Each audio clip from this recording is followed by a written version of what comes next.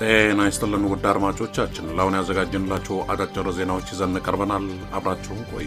ወቅታዊ ታማኝና ፈጣን መረጃዎችን ለመከታተል ቻናላችንን ታይም ሚዲያ ሰብስክራይብ፣ ሼር እና ላይክ በማድረግ ቤተሰብ ይሁን። ይህ ታይም ነው። ሰላምና ጤና ለእናንተ ይሁን የታይም ሚዲያ አድማጮች። ለዛሬው ረቡዕ ሚያዝያ 28 2018 ዓ.ም ያዘጋጀንላችሁ ዜናዎች ይዘን ቀርበናል። ቆይታችሁ ከኛ ጋር ይሁን።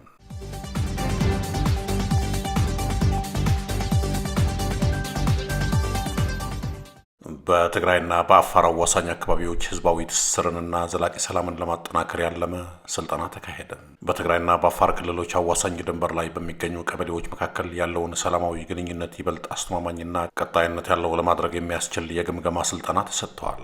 በጽራ ወንበርታ ወረዳ ከአጎራባች የአፋር ክልል ጣቢያዎች ጋር በመተባበር የተካሄደው ይህ ስልጠና በመካነ ኢየሱስ የልማት ፕሮጀክት አማካኝነት የተዘጋጀ ሲሆን ዋና ዓላማውም በሁለቱ ወንድማማች ህዝቦች መካከል ያለውን የህዝብ ለህዝብ ግንኙነት ማጠናከር እና ዘላቂ ሰላምን ማስፈን እንደሆነ ተገልጸዋል። ይህንን የሰላም ተልዕኮ ስኬታማ ለማድረግና በታችኛው መዋቅር ድረስ ተግባራዊነቱን ለማረጋገጥ በተዘጋጀው መድረክ ላይ የጣቢያው አስተዳዳሪዎች፣ አቦ ገረቦች፣ የአገር ሽማግሌዎች፣ የሃይማኖት መሪዎች፣ የሰላም አምባሳደሮች፣ ወጣቶች እንዲሁም የጸጥታ መዋቅር አመራሮችና ባለሙያዎችን ጨምሮ ሌሎች የሚመለከታቸው ባለድርሻ አካላት በስፋት ተሳትፈዋል። በስልጠናው ማጠቃለያ ላይ ተሳታፊዎች በሰጡት አስተያየት መድረኩ ከአጎራባች ጣቢያዎችና ወረዳዎች ጋር በመቻቻል በመከባበርና በመረዳዳት በሰላም አብረ መኖር እንደሚቻል ትልቅ ግንዛቤ የፈጠረላቸው መሆኑን ገልጸዋል።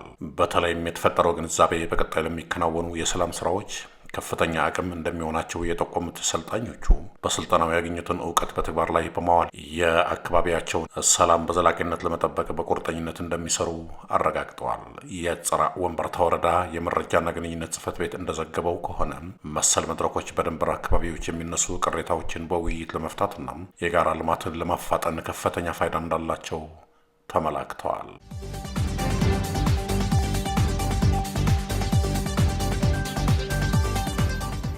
በብልጽግና የሚመራው የኢትዮጵያ መንግስት በቀጠናው የሚከተለው ግልጽነት የጎደለውና በጥርጣሬ ላይ የተገነባ የውጭ ፖሊሲ አገሪቱን ከጎረቤት ሱዳን ጋር ወደ ለየለት የዲፕሎማሲና የውክልና ጦርነት አዘቅት ውስጥ እየከተታት መሆኑ የሚያሳዩ ክስተቶች በግልጽ እየታዩ ነው። በትላንትናው ዕለት በኢትዮጵያ የሱዳን አምባሳደር የሆኑት አልዘይን ኢብራሂም ሁሴን አዲስ አበባን ለቀው ወደ አገራቸው መመለሳቸው በሁለቱ ሀገራት መካከል ያለው ግንኙነት መቋረጥ ደረጃ ላይ መድረሱን ማረጋገጫ ሆነዋል።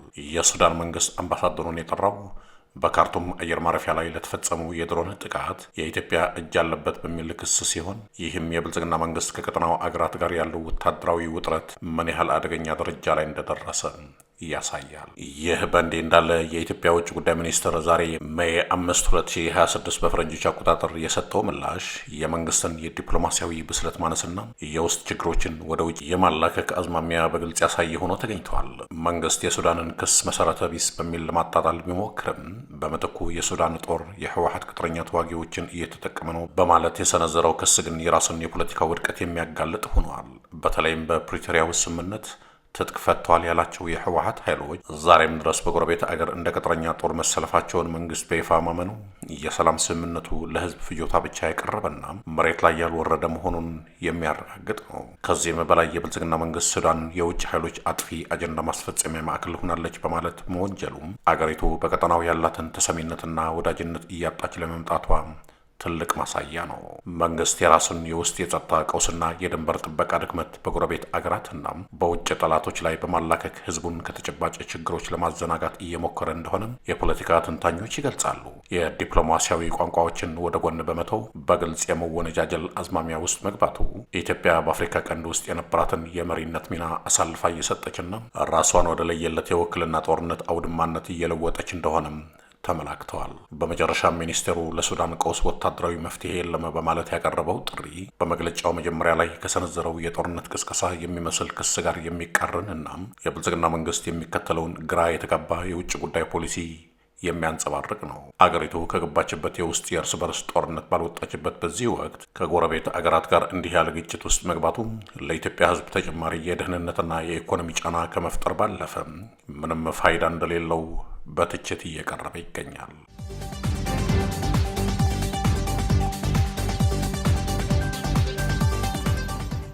በሸዋ ጠቅላይ ግዛት ኤፍራታና ግድም ወረዳ ማጀቴና አካባቢው ሚያዝያ 26 ቀን 2018 ዓ.ም ጎህ ሲቀድ ጀምሮ የተቀሰቀሰው ከፍተኛ ውጊያ እስከ ዛሬ ድረስ የቀጠለ ሲሆን በአካባቢው በፋኖ ታጣቂዎችና በመንግስት የጸጥታ ኃይሎች መካከል ብርቱ ፍልሚያ እየተካሄደ መሆኑ ተገልጿል።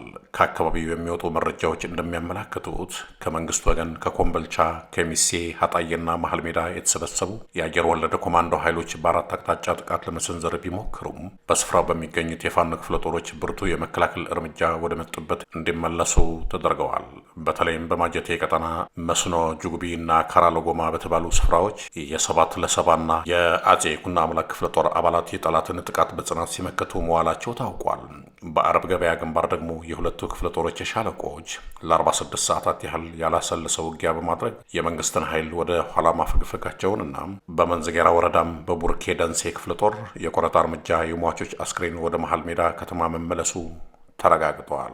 ይህ በሁለቱ ኃይሎች መካከል የሚካሄደው ውጊያም በሰላማዊ ነዋሪዎች ላይ እያደረሰ ያለው ጉዳት አሳሳቢ ሆኗል። የፋኖ አመራሮችና የአይን እማኞች እንደገለጹት የጠላት ኃይል የፋኖን ክንድ መቋቋም ሲያቅተው ቁጣውን በአርሶ አደሮች ላይ እየተወጣ ይገኛል። በማጀቴ ዙሪያ በሚገኙ የእርሻ ማሳዎች ላይ በመድፍና በሞርታር ጥቃት በመሰንዘር የህዝቡ ሰብል እየወደመ ሲሆን በተጨማሪም ከኬሚሴ ዞን የመጡ ሚሊሻዎችን በማሰማራት በንጹሐን ላይ ግፍ እየተፈጸመ መሆኑን ተጋልጧል። በዚህም ድርጊት አርሶ አደር ሸጋው ይልማ የተባሉ ነዋሪ መገደላቸውንና በማር ምድር ጎጥ ቁጥራቸው በውል ያልታወቁ የቁም እንስሳት መዘረፋቸውን ተመላክተዋል።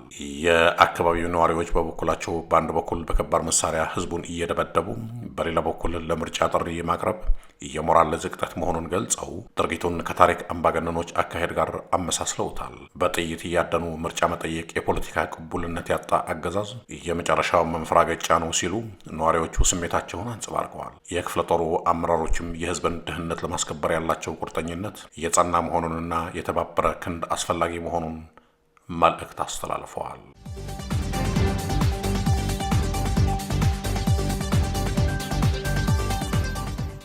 በደቡብ አፍሪካ መጤጠል እሳቤን በሚያራምዱ ቡድኖች አማካኝነት በየጊዜው የሚቀሰቀሰው አሰቃቂ ጥቃት በአሁኑ ወቅት በአህጉሪቱ ታላቅ የፖለቲካና የዲፕሎማሲ ውጥረት ፈጥረዋል። ጥቃቱ በተለይ ጥቁር አፍሪካውያንን ኢላማ ያደረገ ሲሆን ኢትዮጵያውያንን ጨምሮ በርካታ የጎረቤት አገራት ዜጎች የዚህ ግፍ ሰለባ ሆነዋል። ይህንን ተከትሎ የተለያዩ የአፍሪካ ሀገራት የወሰዷቸው አጸፋዊ እርምጃዎችና የኢትዮጵያ መንግስት የዝምታ አቋም በፖለቲካ ተንታኞች ዘንድ ሰፊ ትችት እየተሰነዘረበት ይገኛል። የቦትስዋና መንግስት ጥቃቱን ተከትሎ የወሰደው እርምጃ እጅግ ፈጣንና ጠንካራ የሚባል ነው። ቦትስዋና ከደቡብ አፍሪካ ጋር የሚያገናኛትን የየብስ ድንበሮች በአስቸኳይ ከመዝጋት ባለፈ ለደቡብ አፍሪካ የምታቀርበውን የኤሌክትሪክ ኃይል በማቋረጥ ኢኮኖሚያዊ ጫና ለመፍጠር ሞክራለች። ይህ እርምጃ የአገሪቱ መንግስት ለዜጎቹ ደህንነትና ክብር የሚሰጠውን ትልቅ ዋጋ በተግባር ያሳየ ሆኗል። በተመሳሳይ መልኩ ናይጄሪያም ዜጎቿ ላይ የሚፈጸመውን ግፍ ዝም ብላ አልተመለከተችም። መንግስት በደቡብ አፍሪካ የሚገኘውን አምባሳደሩን ለምክክር ከመጥራት ጀምሮ በስጋት ውስጥ ያሉ ዜጎቿን በራሷ የአየር መንገድ ወደ አገር ቤት የማስወጣት ስራ ሰርታለች። እነዚህን እርምጃዎች ደቡብ አፍሪካ በዜጎች ጥበቃ ላይ የገባችውን ዓለም አቀፍ ግዴታ እንድታከብር ለማስገደድ ያለሙ ነበሩ። በአንጻሩ ከ4 በላይ ዜጎቿ በአሰቃቂ ሁኔታ የተገደሉባት ኢትዮጵያ የወሰደችው አቋም እጅግ አነጋጋሪ ሆኗል። የኢትዮጵያ መንግስት ጉዳዩ ምንም እንዳልተፈጠረ በሚመስል መልኩ በዝምታ ማለፉ በዜጎችና በውጭ ተንታኞች ዘንድ ለዜጎች ያለ ንቀት ተደርጎ ተተርጉመዋል። በርካታ የፖለቲካ ተንታኞች እንደሚሉት ከሆነ ኢትዮጵያውያን በሚጠሏቸውና በሚንቋቸው የአስተዳደር ስርዓት ነው የሚተዳደሩት የሚለው ብያኔ ከመንግስት የዝምታ አቋም ጋር ተዳምሮ የዜጎችን ተስፋ አስቆራጭነት አጉልቶታል። በተለይ የአፍሪካ ህብረት መቀመጫ የሆነችው ኢትዮጵያ መሰል የአህጉሪቱን ሰላምና አንድነት የሚንዱ ድርጊቶችን ሲፈጸሙ ግንባር ቀደም ተቃዋሚ መሆን ሲገባት የራሷ ዜጎች ሲታረዱ ዝም ማለቷ በዲፕሎማሲው መስክ ትልቅ ውድቀት ተደርጎ ይወሰዳል። በአጠቃላይ በደቡብ አፍሪካ የሚታየው መጤጠልነት የአፍሪካውያንን የወንድማማችነት መንፈስ የሚንድ ቢሆንም የሀገራት ምላሽ ግን የመንግስታትን ለዜጎቻቸው ያላቸውን ተቆርቋሪነት ደረጃ ቁልጭ አድርጎ ያሳየ ሆነዋል።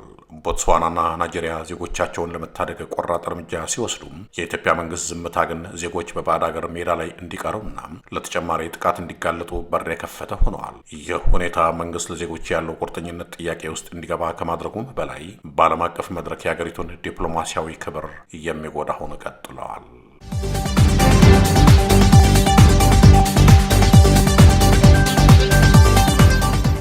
በኢትዮጵያ ወቅታዊ የፖለቲካዊና ማህበራዊ ሁኔታዎች ዙሪያ ሰፊ ውይይቶችን እየተደረጉ ባሉበት በዚህ ወቅት የፖለቲካ ተንታኙ አቶ ጀዋር መሐመድ የአገሪቱን ስጋቶች አስመልክተው የሰጡት ትንታኔ በብዙዎች ዘንድ ከፍተኛ ትኩረትን ስበዋል። አቶ ጀዋር በቅርቡ በሰጡት ልዩ ቃለ ምልልስ አሁን በአገሪቱ የተለያዩ አካባቢዎች እየተነሱ ያሉ ጥያቄዎች ከዚህ ቀደም ከነበሩት የተለመዱ የፖለቲካ ጥያቄዎች መሰረታዊ ልዩነት እንዳላቸውና ጉዳዩ አሁን ላይ ወደ ከፋ የህልውና ስጋትነት መሸጋገሩን አብራርተዋል። እንደ ተንታኙ ገለጻ ባለፉት የታሪክ ምዕራፎች የተደረጉ ትግሎች በዋናነት አገረ መንግስቱን ለማስተካከል የዜጎችን መብት ማስከበርና የተሻለ ዲሞክራሲያዊ ስርዓት ለመገንባት ያለሙ ቢሆንም አሁን ግን የአገረ መንግስቱ መሰረት ራሱ ከፍተኛ አደጋ ውስጥ መውደቁንና የአገር የመበተን ስጋት አሳሳቢ ደረጃ ላይ መድረሱን ይገልጻሉ።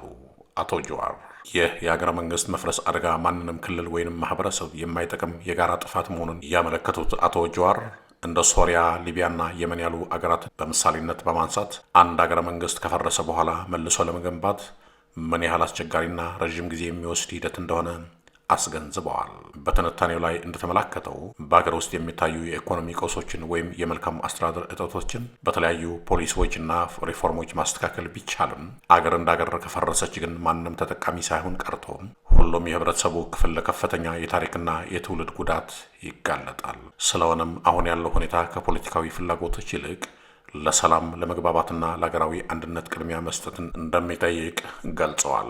ከዚህ ፈታኝ የታሪክ ወቅት በጋራ መሻገር የሚቻለው የአገረ መንግስቱ ህልውና አደጋ ላይ መሆኑን ሁሉም ወገን በግልጽ ተረድቶ በኃላፊነት መንፈስ መንቀሳቀስ ሲችል እንደሆነ አቶ ጀዋር ይናገራሉ። በአጠቃላይ ይህ ዘገባ የሚያሳየው ኢትዮጵያ በአሁኑ ወቅት የህልውናና የመኖር ጉዳይ ዋነኛው አጀንዳ መሆኑን ሲሆን ይህም ከሁሉም ባለድርሻ አካላት የሰከነና አስተዋይነት የተሞላበት የፖለቲካ ውሳኔን የሚጠይቅ መሆኑን አቶ ጀዋር መሐመድ ገልጸዋል። ውድ አድማጮቻችን ለአሁን ያዘጋጀንላችሁ ዜናዎች እነዚህ ነበሩ። በቀጣይ እስከምንገናኝ ሰላም በያላችሁበት። ታማኝ ወቅታዊና ፈጣን መረጃዎችን ለመከታተል ቻናላችን ታይም ሚዲያ ሰብስክራይብ፣ ሼር እና ላይክ በማድረግ ቤተሰብ ይሁኑ። ይህ ታይም ሚዲያ ነው።